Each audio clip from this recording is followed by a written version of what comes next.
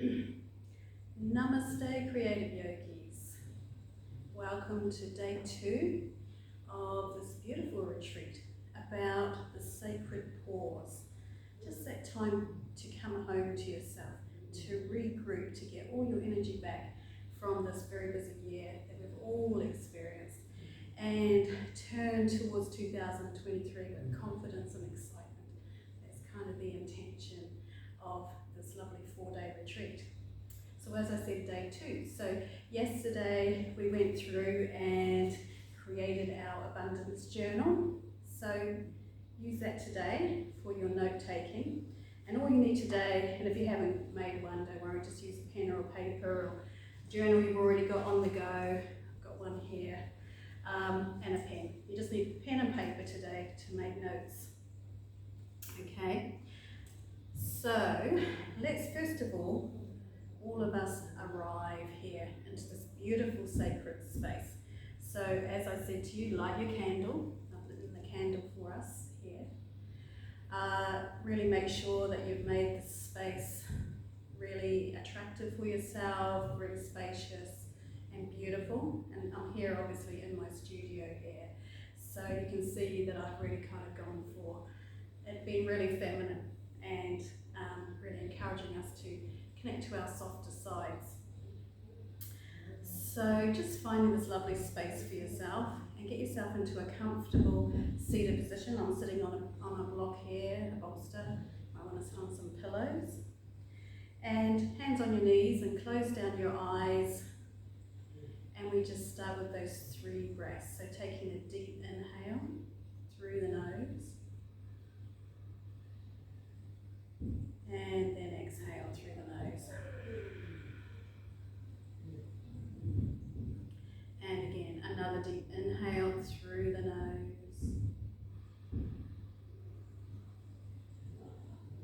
And exhale through that nose.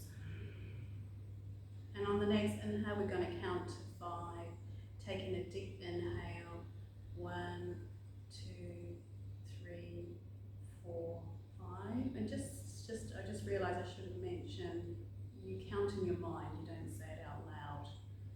And you just pause at the top of the inhale, just really enjoying that stillness, that space. And then exhale, 5, 4, 3, 2, 1. And again, taking that inhale to the count of 5, really slowing it down. Inhale, 1, 2, 3, 4, 5, and again pause. Just notice if you're holding or ripping around that stillness, just allow yourself to just relax into the stillness. And then exhale, 5, 4, 3, 2, 1. Lovely, and just going back to your natural breath. Noticing how you're feeling now, how you're being brought into the present moment. Letting go of your day, letting go of anything that's going on in your mind about tomorrow. Just bring yourself here now, present here, into your body. So checking into your pelvic floor space, the base of your body. Imagine that lovely red lotus flower sitting there. Just noticing the details of that lotus flower, maybe the colour of the petals. What colour red is it? And notice that the petals are vibrant and alive. And then sending those roots down into the earth, spiraling down, looking for that rose quartz crystal. Just seeking out that anchor deep in the centre of the earth, just allowing those roots to spiral down, all the way down,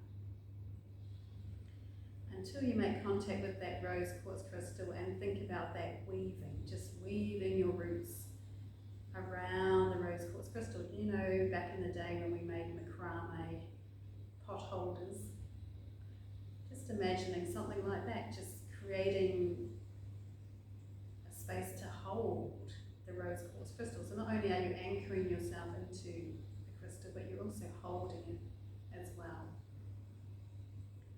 Creating a space to receive this beautiful energy from the rose quartz crystal, which is, of course, unconditional love. But it's also that feeling of being anchored and feeling safe in the world, feeling looked after.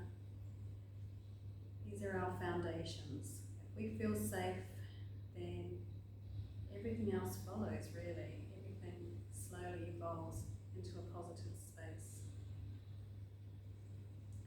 So if that's something you need to work on in yourself, then hang out with that rose quartz crystal for a while and really make friends with that crystal and weave some beautiful patterns with your roots in and out of the facets of the rose quartz crystal.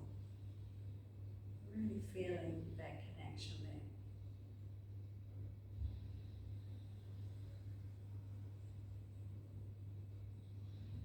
We're going to draw the energy up now through our roots. Imagine it as a beautiful white light flowing up through our roots, drawing it back into our bodies. And today we're going to work with the colour orange. So imagine the orange flowing through our bodies, flowing into our base. Our little red lotus flower stays red. But the legs, just imagine this orange energy flowing through the legs, through to the toes. And up into your womb space, and you can place your hands on your womb space, the sacred womb. And just imagining that lovely orange light flowing around. It's like liquid energy flowing around your womb space. And this is the center of our creativity. Of course, we create life here, bringing a baby into being. It's our sacred sensuality, our sacred sexuality. So hanging out here for a few breaths and just noticing that lovely flow flowing around the womb space and just clearing away any shadows in that space. Letting go of feelings of shame or guilt or disconnect.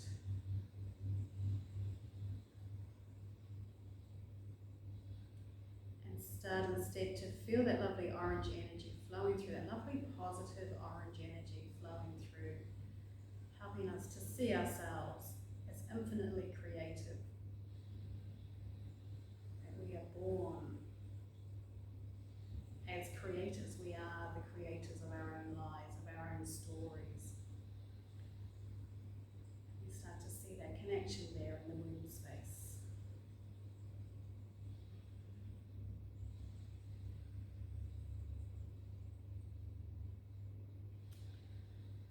And while you're hanging out here, maybe there's some messages coming through to help you move forward and to fully embracing your creativity. Maybe there's a word, maybe there's images, maybe there's colours and sensations coming through. Just be a witness.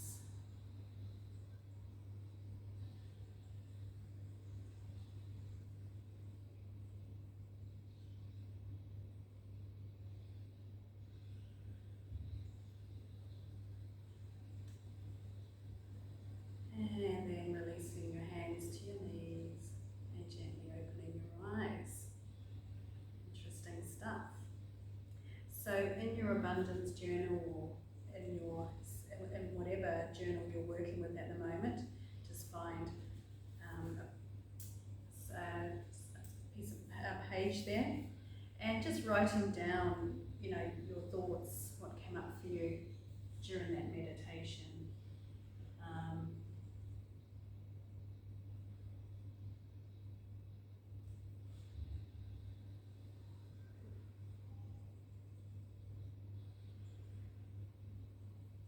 Were there any images? Did you get a message? Any kind of suggestions of how to move forward and becoming more creative in your life?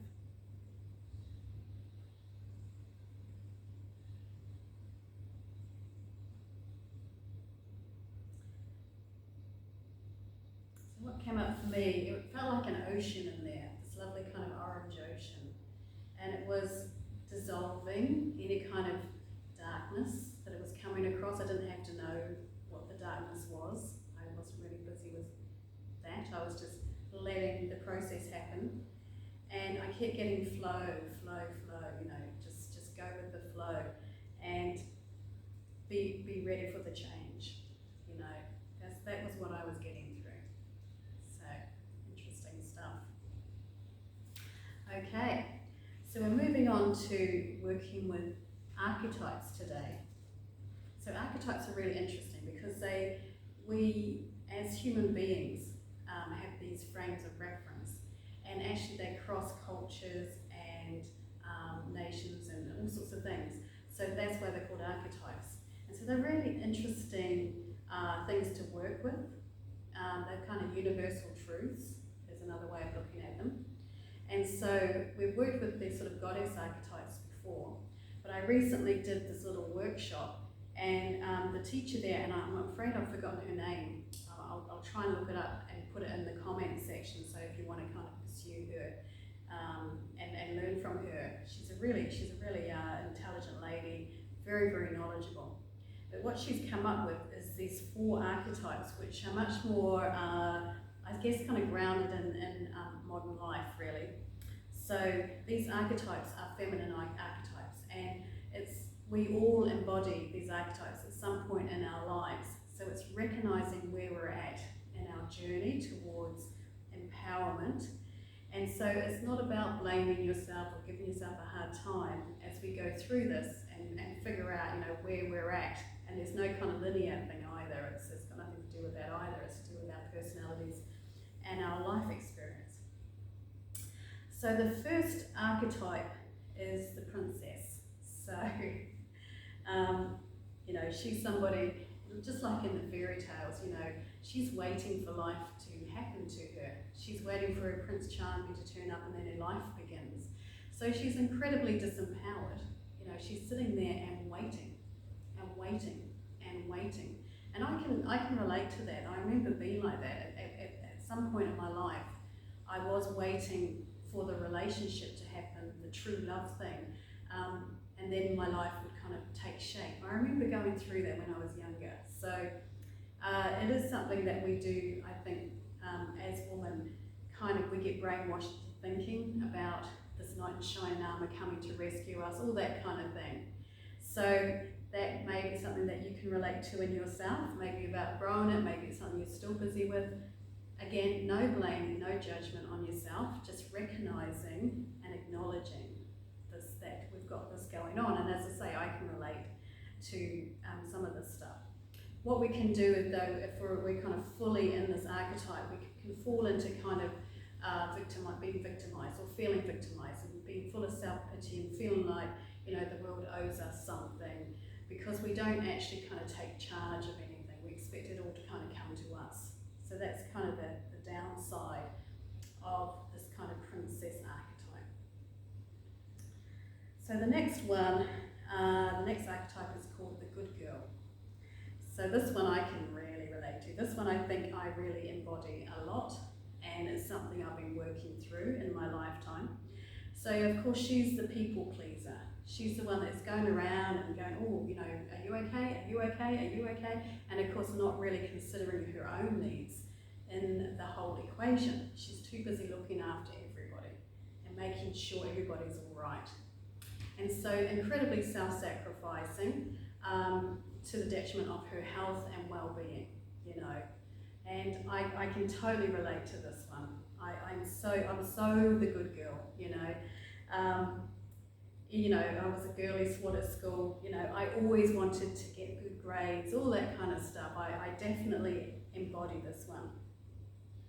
And the thing about that is that she, as far as money goes, she's not really that busy with money because she's been altruistic. So she tends to do a job which doesn't pay that well, for instance. So she tends to be in female-dominated professions like nursing, teaching, yoga, being a yoga teacher, being a massage therapist, you know, any kind of sort of a professional who isn't getting paid well for skills, really, you know, at the end of the day, but which has that kind of caregiving element to it, you know, aged care, being a nanny, looking after children, you know, that all those kind of jobs that are perceived to be women's jobs, generally speaking, because it's all about nurture and looking after others.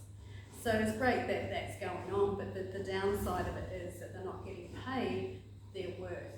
You know, that's sort of something that the good girl is kind of busy with, their sort of worthiness and or unworthiness, as the case may be.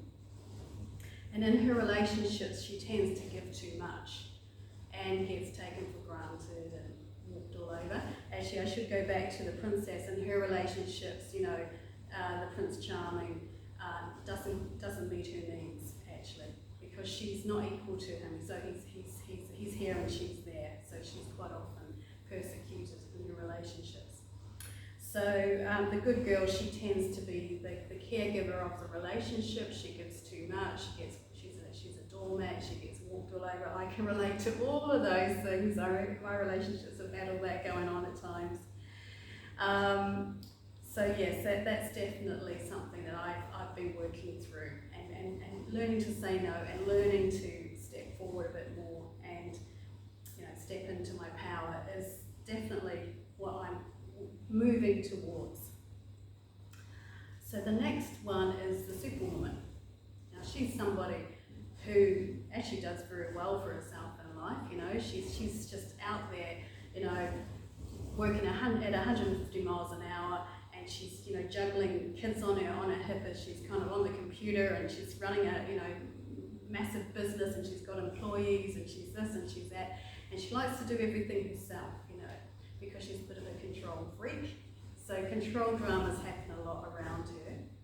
She feels that, you know, she's the best person for the job. She knows what needs to be done, and she kind of like, she feels that other people don't do it as well. So she's quite the perfectionist, very, very driven, but she can accumulate quite a lot of wealth and actually achieve a great deal.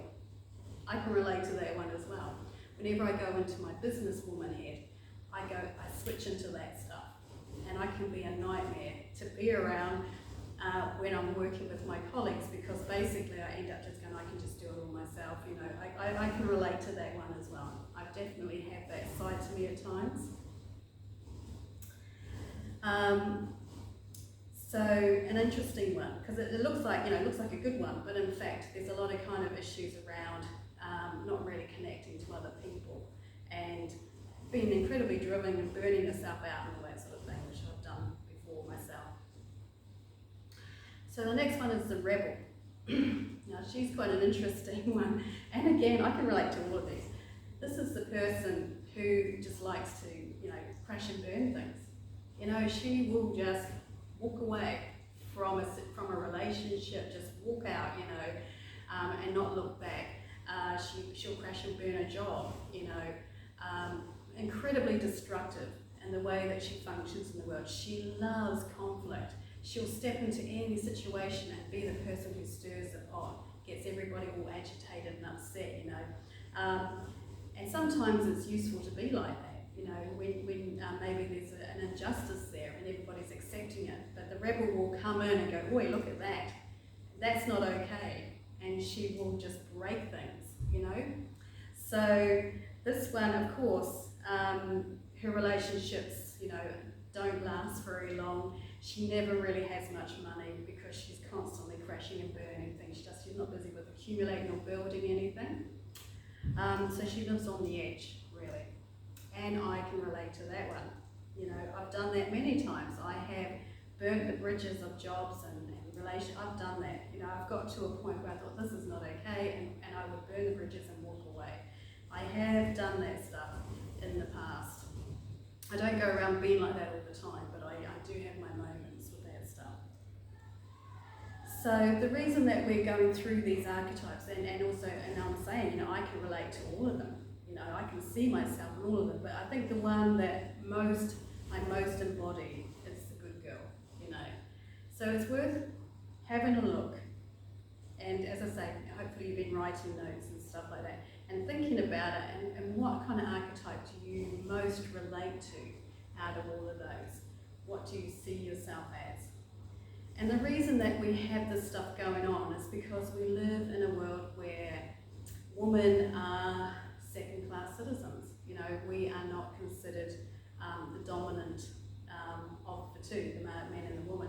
And so we've been suppressed and oppressed over time, and this dysfunction has kind of emerged from that. And we've just found ways of coping with it, and these are these different ways of coping. So what's so beautiful about this time in history is that we as women are evolving, we're growing, we're shedding all of that, and we're coming into our power. And having that awareness of where you're at right now is very, very important, because that's your foundations. You've got to know where you're at before you can move forward. So that's why I'm saying don't be judgy and harsh with yourself. You know, understand where you're coming from, and then you can move towards the light. So the last one, which is of course the ideal archetype, she calls the queen. I would say goddess, because it's softer and more feminine, but she goes with queen. So the queen, she's coming into her alignment. She's very comfortable with her power. And the way this lady was describing the queen, she's got, her power is a dragon. And she is at one with the dragon. She flies on the back of the dragon. And the dragon and her have a sort of psychic connection, you know, this kind of telepathic connection. So they kind of work together, they weave together. This beautiful dragon is her power, and she's flying through. So I thought it was a lovely imagery. And she obviously is very comfortable in her own skin. She manifests really easily because she is very clear about what she wants. She has good communication skills. She manifests wealth and all that sort of stuff very, very easily, but she is a very compassionate soul. So she actually gets on with people. She actually has a team of people around her who share her vision. And she is really quintessentially feminine in the way that she goes about her businesses. She's very ethical and all that sort of stuff, you know, very noble. And this kind of idea of sovereignty, which is where the word the queen comes in, because she is this divine sovereign beauty, you know, she has this beautiful stuff going on. So of course that's where we all want to be. We want to get there, you know. And so this is what all this work is helping us to get to. You know, everything that we're doing. And it may seem trivial, like creating an abundance journal, you know, is that, what is that, you know? But what you're doing there is helping to build your confidence up in yourself